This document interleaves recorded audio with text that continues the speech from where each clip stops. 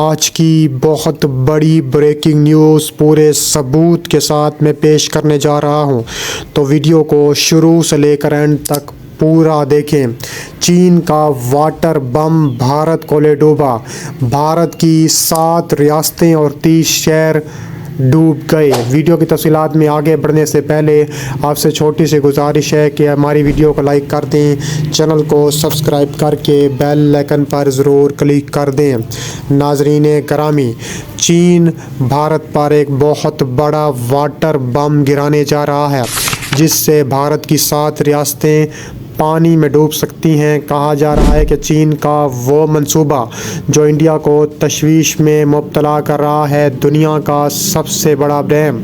چین نے تبت سے نکلنے والے یرلانگ زانگپو دریا پر دنیا کے سب سے بڑے ڈیم کی تعمیر کی منظوری دے دی ہے، جس سے تبت میں آبادیوں کے بے گھر ہونے، انڈیا اور بنگلہ دیش میں ماحولیاتی اثرات کے حوالے سے خدشات پیدا ہو چکے ہیں۔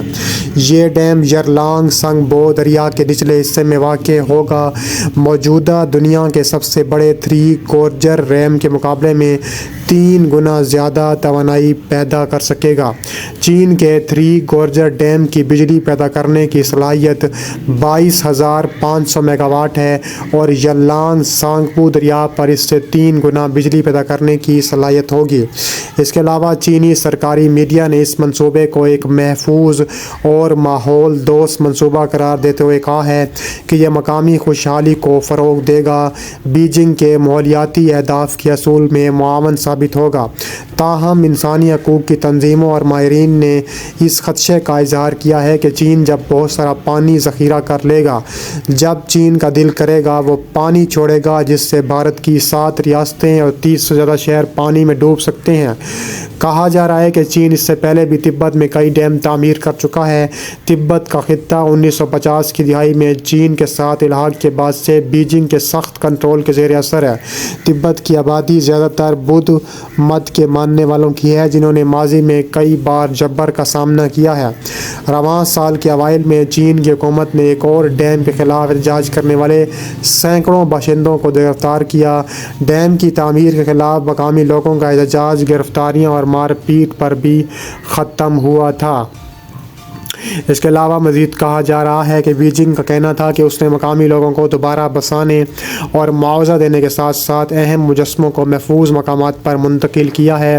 یرلانگ سانگپو ڈیم کے معاملے میں چینی حکام کا موقف ہے کہ اس منصوبے سے کوئی بڑا ماحولیاتی اثر نہیں ہوگا، لیکن یہ واضح نہیں کہ اس سے کتنے لوگوں کو بے گھر ہونا پڑے گا۔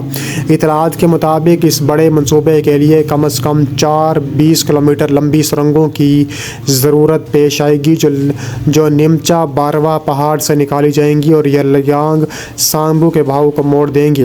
ماہرین اور حکام نے یہ خدشات بھی ظاہر کیے ہیں کہ یہ ڈیم چین کو سرحد پار دریا کے بہاؤ کو کنٹرول یا موڑنے کی طاقت دے سکتا ہے، جو جنوب کی طرف انڈیا کی ریاستوں اروناچل پردیش اور آسام میں بہتا ہے اور آگے بنگلہ دیش میں داخل ہوتا ہے۔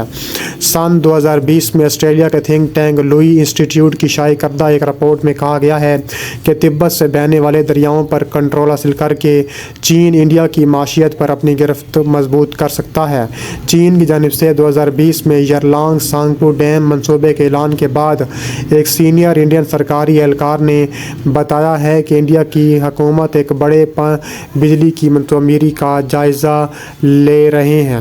اس کے علاوہ مزید کہا جا رہا ہے کہ بھارت اور چین اس معاملے میں بھی آمنے سامنے کھڑے ہیں۔ بھارت جو ہے چین سے بری طرح ہر معاملے میں شکست کھا چکا ہے اور آگے بھی اس طرح کی شکست کھاتا رہے گا۔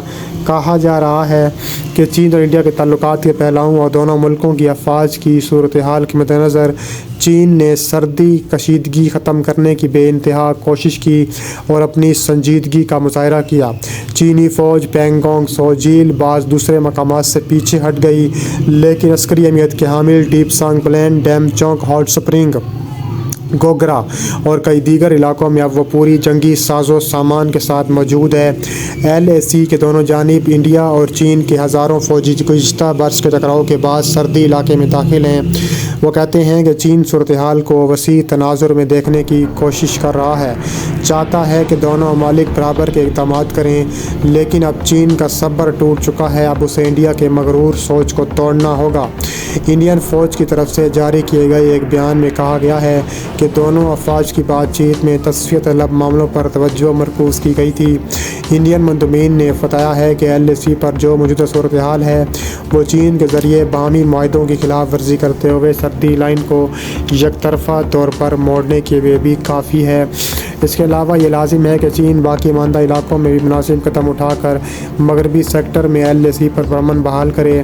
بیان میں مزید کہا گیا ہے کہ انڈین فوجی مندوبین نے مذاکرات میں باقی جگہوں کے سوالوں کو حل کرنے کے لیے تعمیری مشورے دیے ہیں۔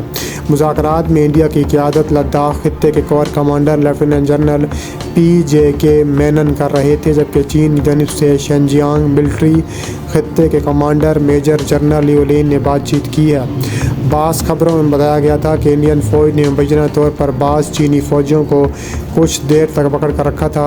انڈین میڈیا میں فوج کے ذرائع سے حوالے سے بتایا گیا تھا کہ اروناچل پردیش کے توانگ خطے میں چینی فوجیوں نے انڈین خطے میں داخل ہونے کی کوشش کی۔ انڈین فوجیوں سے ان کی ہاتھا پائی ہوئی، انہوں نے چینی فوجیوں کو واپس پیچھے دھکیل دیا۔ انڈیا اور چین کے درمیان جاری رساکشی کے درمیان یہ اطلاعات سامنے آ رہی ہیں کہ انڈیا تقریباً $3 ارب میں امریکہ سے MQ-9 بھی خریدنے جا رہا ہے۔ اس کے علاوہ کہا جا رہا ہے کہ بھارت اور چین جو ہے وہ بری طرح آمنے سامنے ہیں، اور چین نے حالیہ مہینوں میں اپنی فوجی دستوں میں اضافہ کیا ہے، اور کہا جا رہا ہے کہ درجنوں کی تعداد میں وہاں پر فوجی تعینات کیے ہیں، جن کے ساتھ جدید ہتھیاروں اور فوجی ساز و سامان کی بڑی مقدار موجود ہے۔ چین کی یہ فوجی نقل و حرکت بھارت کے لیے ایک بڑا چیلنج ہے، کیونکہ وہ لداخ میں اپنی دفاع کو مضبوط کرنے کے لیے جدوجہد کر رہا ہے۔ بھارت نے بھی چین کی اس نقل و حرکت کا جواب دینے کے لیے اپنی فوجی تعداد میں اضافہ کیا، لداخ کے علاقوں میں فوجی ساز و سامان بھیجا ہے۔ اور اس کے علاوہ کہا جا رہا ہے کہ بھارتی فضائیہ اور زمینی افواج کو مکمل تیار رہنے کا حکم جاری کر دیا ہے۔ پینگونگ جھیل کے علاقے میں چینی فوج نے بھارتی فوجوں پر حملے کیے، ان کی اہم فوجی پوزیشنز پر قبضہ کر لیا۔ چینی فوج نے بھارتی افواج کو جھیل کے اسٹریٹجک مقامات سے پیچھے دھکیل دیا ہے۔ گلوان وادی میں ایک بار پھر چینی اور بھارتی فوجیوں کے درمیان شدید جھڑپیں ہوئیں۔ چین نے یہاں بھی بھارتی فوج کو کاری ضربیں لگائی ہیں۔ اس کے علاوہ مزید کہا جا رہا ہے کہ تسو جھیل کے علاقے میں بھی چینی فوج نے بڑی کارروائی کی اور بھارتی فوج کو پیچھے ہٹنے پر مجبور کر دیا۔ چینی فوج نے علاقے میں کئی اہم پلوں اور سڑکوں کو تباہ کیا، جس سے بھارتی فوج کے لیے نقل و حرکت مشکل ہو چکی ہے۔ چین نے حال جھڑپوں میں جدید ہتھیاروں اور فوجی سامان بھرپور استعمال کیا ہے، اور کہا جا رہا ہے کہ آنے والے دنوں میں دونوں ملک آمنے سامنے ہیں۔ ٹینک کا بھرپور استعمال کیا گیا، میزائل سسٹمز کا بھی بھرپور تابڑ توڑ قسم کا استعمال جو ہے وہ کیا جا رہا ہے۔